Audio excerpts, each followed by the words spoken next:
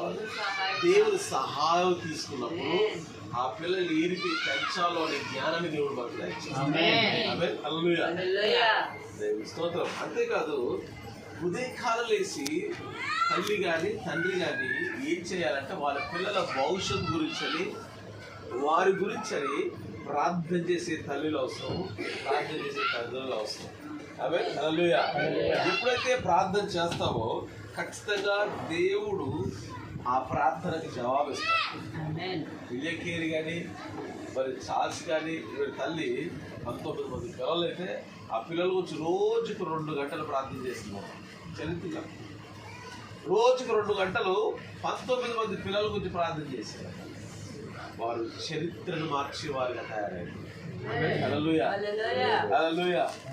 చాలాసార్లు మనం అంటాం, ప్రభా నా పిల్లలు మొద్దు, ప్రభా వీడికి అసలు ఏమి రాదు, ఎట్టుంటాడేమో, ఎట్ట బతుకుతాడేమో, ఎట్టుంటాడేమో, ఎట్ట బతుకుతాడేమో.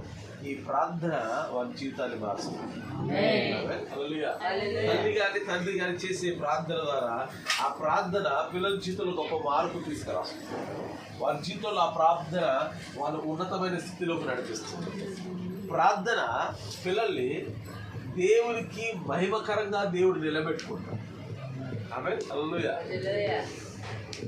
చూడండి, మన పిల్లల్ని దేవుడు బలంగా వాడుకోవాలి, మహిమగా దేవుడు సొసైటీకి, అదే రీతిగా సంఘానికి, తల్లిదండ్రులకి, బంధుమిత్రులకి వాడి దీవెనకరంగాను ఆశీర్వాదకరంగాను వాడి జీవితం మార్చబడాలి.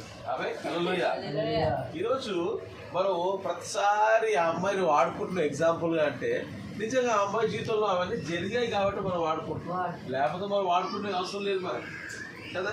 ఇప్పుడు ఆమె ద్వారా ఆమె సంఘం దీవించబడుతుంది, ఆమె ద్వారా ఆ కుటుంబం దీవించబడుతుంది, ఆమె ద్వారా వాళ్ళ అన్నదమ్ములకు ఉద్యోగాల్లో వ్యాపారాలు పెట్టిస్తుంది. ఆమె ఎందుకు ఈ మాట తెలియజేస్తున్నారంటే, we should when we pray our children will become a blessing to others. మనం ఎప్పుడైతే ప్రార్థన చేస్తామో మన పిల్లలు ఇతరులకి ఆశీర్వాదకరంగాను దేవునికి మహిమకరంగా వారి జీవితాలు మార్చబడతాయి. ఆమేన్. హల్లెలూయా. కాబట్టి అందుకే తల్లిని ఏం చేయాలి తెలుసా? పొద్దున్నే ఏం చేయాలి? మీకు 3 గంటలకు ఎప్పుడు మెలకొచ్చిందా? ఇప్పుడు 3 గంటలు లేచి అయ్యో వాష్రూమ్ పోవాలి, 3 గంటలకు లేచి దాహం అవుతుంది, నీళ్ళు తాగాలి అనిపించిందా? ఎంతమంది అనిపించిందట? అనిపించాక ఏం చేస్తారు మీరు? పోయి వాష్రూమ్ పోతారు, నీళ్ళు తాగాల్సిన వాళ్ళు తాగేసి మళ్ళీ ఏం చేస్తారు? అదేనా? దేవుడు 3 గంటలు లేచి మళ్ళీ పడుకోలేదు కాదు. అసలు 3 గంటలు లేచి నీళ్ళు తాగే అవసరం ఉందా మనకు? అసలు